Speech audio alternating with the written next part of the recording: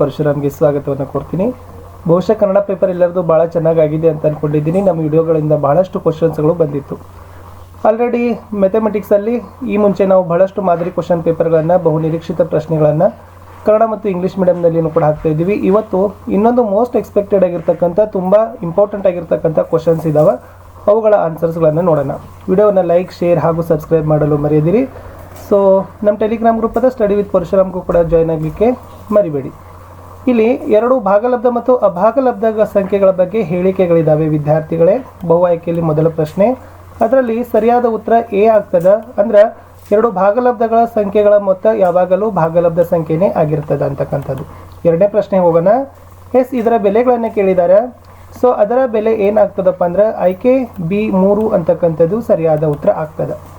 Okay, ಇದು A, ಇದು B. ವೃತ್ತದ ಒಂದು ವ್ಯಾಸದ ಅಂತ್ಯಗಳಿಗೆ ಎಳೆಯಬಹುದಾದ ಸ್ಪರ್ಶಕಗಳ ಸಂಖ್ಯೆ ಕೇಳಿದ್ದಾರೆ. ಅಂತ್ಯಕ್ಕೆ 2 ಸ್ಪರ್ಶಕಗಳನ್ನು ನಾವೇನು ಮಾಡ್ಬೋದು, ಎಳಿಬಹುದು. ಡಿ ಸರಿಯಾದ ಉತ್ತರ. ಇಲ್ಲಿ ಎಸ್ ಪಾದಗಳ ತ್ರಿಜ್ಯ R1 ಅದ ಮತ್ತು R2 ಅದ, ಎತ್ತರ H ಅದ, ಇಳಿಜಾರು ಎಲ್ಲಿರ್ತಕ್ಕಂಥ ಒಂದು ಶಂಕುವಿನ ಭಿನ್ನಕದ ವಕ್ರ ಮೇಲ್ಮೈ ಕಂಡುಹಿಡಿತಕ್ಕಂಥ ಸೂತ್ರ ಕೇಳಿದ್ದಾರೆ. ಸೊ 4ನೇ ಪ್ರಶ್ನೆಯ ಉತ್ತರ ಸಿ ಆಗ್ತದೆ. ಪೈಲ್ R1 + R2 ಅಂತಕ್ಕಂಥದ್ದು ಸರಿಯಾದ ಉತ್ತರ.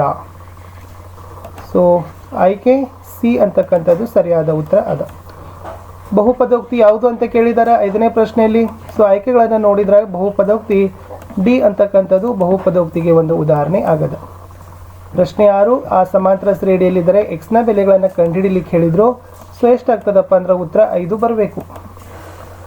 ತ್ರಿಭುಜದಲ್ಲಿರ್ತಕ್ಕಂಥ ಜೋಡಿಗಳಿದಾವೆ. ಸಮರೂಪವಲ್ಲದ ತ್ರಿಭುಜಗಳ ಜೋಡಿ ಯಾವುದು ಅಂತ ಕೇಳಿದ್ದಾರೆ. ಸೊ ಡಯಾಗ್ರಾಮ್ಸ್ಗಳನ್ನು ನೋಡಿದ್ರೆ ಗೊತ್ತಾಗ್ತದೆ. ಆಯ್ಕೆ ಡಿ ಅಂತಕ್ಕಂಥದ್ದು ಸರಿಯಾದ ಉತ್ತರ. ಲಾಸ್ಟ್ MCQಗಳಲ್ಲಿತ್ತು. ಇದರ ಸಂಭವನೀಯತೆಯನ್ನು ಕಂಡುಹಿಡಿಲಿಕ್ಕೆ ಹೇಳಿದರು. ಆ ಘಟನೆ ಸಂಭವತೆಯಲ್ಲಿ ಸರಿಯಾದ ಉತ್ತರ ಇರೋದು ಆಯ್ಕೆ ಎ ಅಂತಕ್ಕಂಥದ್ದು ರೈಟ್ ಆನ್ಸರ್.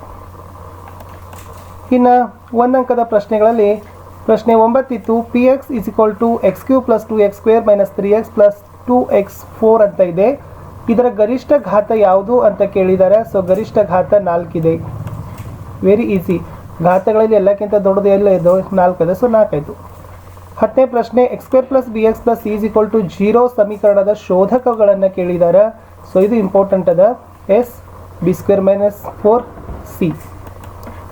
ನೆಕ್ಸ್ಟ್ 11, ಸಮಾಂತರ ಶ್ರೇಣಿಯಲ್ಲಿ n ಪದ ಕಂಡುಹಿಡಿತಕ್ಕಂಥ ಸೂತ್ರ ಇದೆ. ಮೋಸ್ಟ್ ಇಂಪಾರ್ಟೆಂಟ್ ಇದೆ, ಅದು ಬರಬಹುದು. an = a + n - 1 × d ಅಂತಕ್ಕಂಥದ್ದು. ಮುಂದಿನ ಪ್ರಶ್ನೆ, ಬಾಹು ಬಾಹು ಬಾಹು ಸಮರೂಪತೆಯ ನಿರ್ಧಾರಕ ಗುಣಗಳನ್ನು ಕಂಡುಹಿಡಲಿಕ್ಕೆ ಹೇಳಿದ್ದಾರೆ. ಬಾಹು ಬಾಹು ಬಾಹು. ಓಕೆ, ಎಸ್ ಇದು ಇತ್ತು.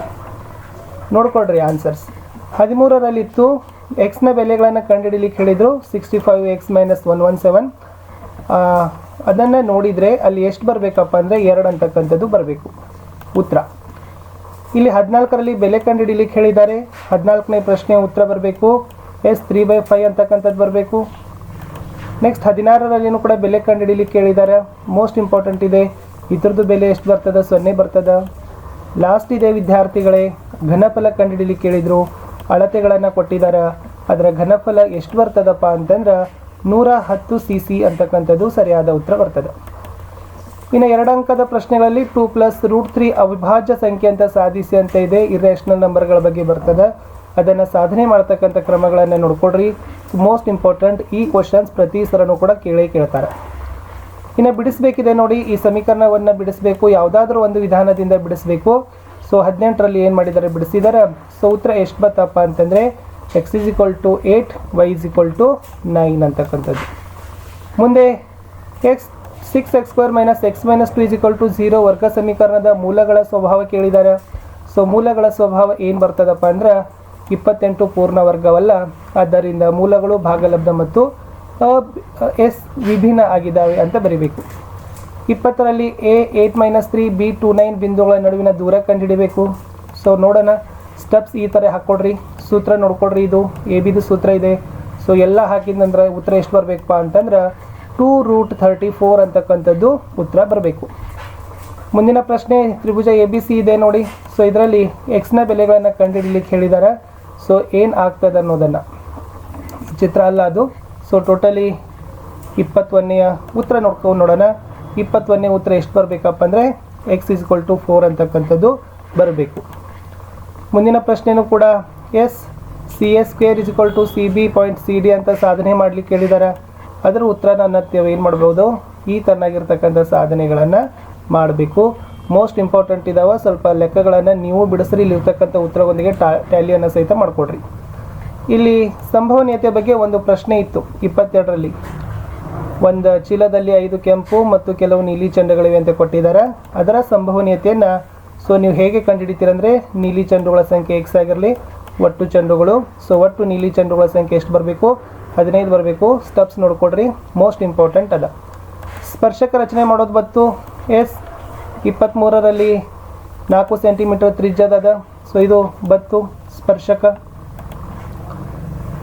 ನೆಕ್ಸ್ಟ್ 24ರಲ್ಲಿ ಇರ್ತಕ್ಕಂಥ ಲೆಕ್ಕಗಳಿದಾವೆ ನೋಡ್ಕೊಡ್ರಿ. 24ರಲ್ಲಿ ಇದು ಕೂಡ ಮೋಸ್ಟ್ ಇಂಪಾರ್ಟೆಂಟ್ ಅದ. ನೆಕ್ಸ್ಟ್ ಅದೇ ಇರ್ತಕ್ಕಂಥ ಇನ್ನೊಂದು ಲೆಕ್ಕ ಇದೆ, ಅದು ಕೂಡ ಸಾಧನೆ ಮಾಡೋದಿದೆ. ಅದು ಕೂಡ ಮೋಸ್ಟ್ ಇಂಪಾರ್ಟೆಂಟ್ ಆಗಿರ್ತಕ್ಕಂಥ ಲೆಕ್ಕನೇ ಇದು ಇತ್ತು. ಇನ್ನು 3 ಅಂಕದ ಪ್ರಶ್ನೆಗಳಿಗೆ ನೋಡೋಣ. ಇಲ್ಲಿ 25ನೇ ಪ್ರಶ್ನೆಗಳನ್ನು ತಾವೆಲ್ಲರೂ ಕೂಡ ನೋಡ್ತಾ ಇದ್ದೀರಿ. 25ನೇ ಪ್ರಶ್ನೆ ಉತ್ತರ ಎಷ್ಟು ಬರಬೇಕಪ್ಪ ಅಂತಂದ್ರೆ ಎಸ್ ಟೋಟಲಿ ಅದರ ಉತ್ತರ ಇಷ್ಟ ಆಗಬೇಕು. ಸ್ಟೆಪ್ಸ್ಗಳನ್ನು ನೋಡ್ಕೊಡ್ರಿ, ಯಾವ ಥರನಾಗಿ ಅದನ್ನು ಬಿಡಿಸಿದ್ದಾರೆ, ಎಲ್ಲೆಲ್ಲಿ ಯಾವ್ಯಾವ ಒಂದು ಡಾಟಾಗಳನ್ನು ಹಾಕಿದ್ದಾರೆ ಅನ್ನೋದನ್ನು ಸರಿಯಾಗಿ ನೀಟಾಗಿ ನೋಡ್ಕೊಡ್ರಿ. ಮುಂದಿನ ಪ್ರಶ್ನೆ ಅದರಲ್ಲಿ ಆಯ್ಕೆ ಪ್ರಶ್ನೆ ಇತ್ತು 3 ಅಂಕದಲ್ಲಿ. ಎಸ್ ಉತ್ತರ ನೋಡೋಣ. ಎಸ್ ಈ ಥರನಾಗಿ ಬರಬೇಕು. 10ರ ಸ್ಥಾನದಲ್ಲಿ ಅಂತ ಅದು 1 ಬತ್ತು. ಲಾಸ್ಟ್ ಅದು ಎಷ್ಟಾಗಬೇಕಪ್ಪ ಅಂದ್ರೆ 36 ಅಂತ ಆಗಬೇಕು. ಕ್ವಶನ್ಸ್ ನೋಡಿದ ಮೇಲೆ ಪಾಸ್ ಮಾಡಿ ವಿಡಿಯೋನ ನೀವು ಬಿಡಿಸಿ ಇಲ್ಲಿರ್ತಕ್ಕಂಥ ಉತ್ತರಗಳನ್ನು ಟ್ಯಾಲಿ ಮಾಡಿ. ಕ್ವಶನ್ ಚೆನ್ನಾಗಿದ್ದಾವೆ. ಶೂನ್ಯತೆ ಕಂಡುಹಿಡಿಬೇಕಾಗಿತ್ತು, ಬಹುಪದೋಕ್ತಿಗಳ ಬಗ್ಗೆ ಇರ್ತಕ್ಕಂಥ ಪ್ರಶ್ನೆ. ಶೂನ್ಯತೆಯನ್ನು ಕಂಡುಹಿಡಿದಾಗ ಎಷ್ಟಾಗ್ತದೆ ಅದು ಎಸ್ ಬಹುಪದೋಕ್ತಿಗಳ ಮೇಲೆ ಇರ್ತಕ್ಕಂಥ ಲೆಕ್ಕ ಇದೆ. ಎಸ್ ಟೋಟಲಿ ಇಲ್ಲಿ ಶೂನ್ಯತೆಗಳು ಬಂತು. ಮುಂದಿನ ಪ್ರಶ್ನೆ ಎಸ್ ಇದು 2 ವೃತ್ತ ಕೇಂದ್ರಗಳನ್ನು ನೋಡ್ಕೊಡ್ರಿ. ಇಲ್ಲಿ ಯಾವ ಥರನಾಗಿ ಬಿಡಿಸ್ಬೋದು ಅಂತಂದರೆ ಈ ಥರ ವೃತ್ತ ಕೇಂದ್ರಗಳನ್ನು ಬಿಡಿಸಿ ಇಷ್ಟು ಉತ್ತರಗಳನ್ನು ನೀವೇನು ಮಾಡಬೇಕಾಗಿತ್ತು, ಕೊಡಬೇಕಿತ್ತು. 3 ಅಂಕಗಳನ್ನು ಕೊಡ್ತಾರೆ. ಎಸ್ ಮುಂದಿನ ಪ್ರಶ್ನೆ ಸಮೀಕರಣದ ಮೂಲಗಳನ್ನು ಕಂಡುಹಿಡಿಯಲಿಕ್ಕೆ ಕೊಟ್ಟಿದ್ದಾರೆ. ಸಮೀಕರಣ ನೋಡ್ಕೊಡ್ರಿ. ಬಿಡಿಸಿ. ಬಿಡಿಸಿದ ನಂತರ ಒಟ್ಟಾರೆಯಾಗಿರ್ತಕ್ಕಂಥ ಸಮೀಕರಣದ ಮೂಲಗಳು ಈ ಥರ ದತ್ತಗಳನ್ನೆಲ್ಲ ಹಾಕಿ ಎಸ್ ಲಾಸ್ಟಿಗೆ ಇಷ್ಟೇನಾಗಬೇಕು ನಿಮ್ಮದು ಉತ್ತರಗಳನ್ನು ಕೊಡಬೇಕಾಗಿತ್ತು. ಇದು ಮೂಲಗಳನ್ನು ಕಂಡುಹಿಡಿಯಲಿಕ್ಕೆ ಇರ್ತಕ್ಕಂಥದ್ದು. ನಿರ್ದೇಶಾಂಕಗಳನ್ನು ಕಂಡುಹಿಡಿಯಲಿಕ್ಕೆ ಇರ್ತಕ್ಕಂಥ ಒಂದು ಲೆಕ್ಕ ಇದೆ ನೋಡ್ಕೊಡ್ರಿ. ಪಿ ಕ್ಯೂ ಆರ್ ಬಿಂದುಗಳ ಬಗ್ಗೆ ಆ ನಿರ್ದೇಶಾಂಕಗಳನ್ನು ಈ ಥರ ನೀವು ಏನು ಮಾಡಬೇಕಾಗಿತ್ತು, ಬಿಡಿಸಿ. ಇಷ್ಟು 4 ಮತ್ತು 0 ಅಂತಕ್ಕಂಥ ನಿರ್ದೇಶಾಂಕಗಳು ಬರಬೇಕಿತ್ತು.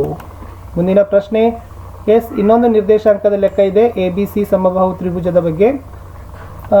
ಅದರ ಲೆಕ್ಕವನ್ನು ನೀವು ಏನು ಮಾಡಬೇಕಾಗಿತ್ತು, ಈ ಥರ ಬಿಡಿಸಬೇಕಿತ್ತು. ಎಸ್ AD ಲಂಬ BC ಇಷ್ಟೆಲ್ಲ ಹಾಕಿ ಇಷ್ಟು ನಿರ್ದೇಶಾಂಕಗಳ ಉತ್ತರ ಬರಬೇಕು. ಲಾಸ್ಟ್ ವೃತ್ತದ ಮೇಲೆ ಇರ್ತಕ್ಕಂಥ ಒಂದು ಪ್ರಮೇಯ ಇದೆ, ತಮ್ಮೆಲ್ಲರಿಗೂ ಕೂಡ ಗೊತ್ತೇ ಇದೆ. ಇದು ಮೋಸ್ಟ್ ಇಂಪಾರ್ಟೆಂಟ್ ಅದ. 4.1 ಮತ್ತು 4.2ದಲ್ಲಿ ಪ್ರಾಕ್ಟೀಸ್ ಮಾಡಿಕೊಡ್ರಿ ಚೆನ್ನಾಗಿ. ಇನ್ನೊಂದು ಛಾಯೆಗೊಳಿಸಿದ ಭಾಗದ ವಿಸ್ತೀರ್ಣ ಕೇಳಿದ್ದಾರೆ. ಈ ಚಿತ್ರಕ್ಕೆ ಸಂಬಂಧಪಟ್ಟಂತೆ ಅದರ ಉತ್ತರ ಏನಾಗ್ತದಪ್ಪ ಅಂತಂದ್ರೆ ಇಷ್ಟು ಆಗಬೇಕು. ಟೋಟಲಿ 124.47 ಸೆಂಟಿಮೀಟರ್ ಅಂತಕ್ಕಂಥ ಉತ್ತರ ಬರಬೇಕು. ಇನ್ನೊಂದು ಪ್ರಶ್ನೆ ಇತ್ತು ಚಿತ್ರದಲ್ಲಿ OACB ಬಗ್ಗೆ ಇದೆ. ಅದರದ ಉತ್ತರ ನೋಡಿದರೆ ಇಷ್ಟು ಬರ್ತದೆ, 5.5 ಸೆಂಟಿಮೀಟರ್ ಅಂತಕ್ಕಂಥದ್ದು ಉತ್ತರ ಬರಬೇಕು. ಇನ್ನು ಓಜುಗಳನ್ನು ನೋಡೋದಾದರೆ ಕಡಿಮೆ ವಿಧಾನದ ಓಜುಗಳನ್ನು ಕೇಳಿದ್ದಾರೆ. ಕಡಿಮೆ ವಿಧಾನದ ಓಜು ಯಾವ ಥರ ಬರಬೇಕು, ಈ ಥರ ಅದು ಬರಬೇಕು. ನೆಕ್ಸ್ಟ್ ಸರಾಸರಿಯಲ್ಲಿ ಮಧ್ಯಾಂಕಗಳನ್ನು ಕೇಳಿದ್ದಾರೆ ಸ್ಟ್ಯಾಟಿಸ್ಟಿಕ್ಕಲ್ಲಿ. ಮಧ್ಯಾಂಕದ ಈ ಥರ ಕೋಷ್ಟಕ ಹಾಕಬೇಕು. ಆಮೇಲೆ ಮಧ್ಯಾಂಕ ಒಟ್ಟು 26 ಬರಬೇಕು.